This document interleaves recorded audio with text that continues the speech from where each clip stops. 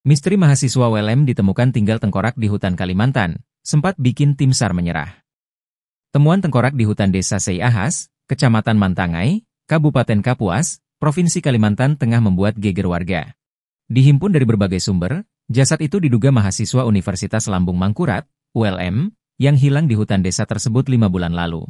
Dalam video yang beredar, warga memperlihatkan penemuan jasad dalam bentuk tengkorak di hutan desa Seiahas, Sabtu, 12 Oktober 2024, pagi. Dugaan mahasiswa bernama Aditya Dharma Santoso, 21, yang hilang karena adanya kemiripan dengan pakaian terakhir yang digunakannya. Sebelum jasadnya ditemukan, pencarian korban dihentikan dan dinyatakan hilang. Aditya Dharma Santoso, mahasiswa ULM yang hilang di hutan desa Seiahas, merupakan warga desa Bentok, Kecamatan Bati-Bati, Kabupaten Tanah Laut, Provinsi Kalimantan Selatan, Kalsel.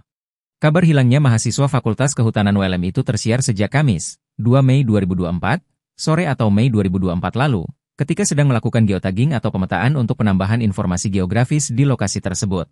Aditya berangkat menuju desa Seiahas untuk melakukan geotagging bersama 15 mahasiswa ULM lainnya. Ia kemudian berpencar untuk melakukan geotagging di hutan desa Seiahas.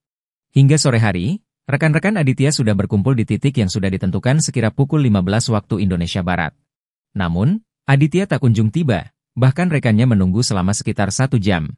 Sejak kabar hilangnya Aditya tersebar, Badan Nasional Pencarian dan Pertolongan, Basarnas, terus melakukan pencarian dengan menyisiri hutan desa Seiahas. Namun, hingga 10 hari pencarian, Aditya tidak ditemukan, sehingga petugas memutuskan untuk menghentikan pencarian. Terpisah, Kepala Kepolisian Sektor, Kapolsek, Mantangai, AKP Untung Basuki belum dapat memberikan keterangan karena masih berada di tempat kejadian.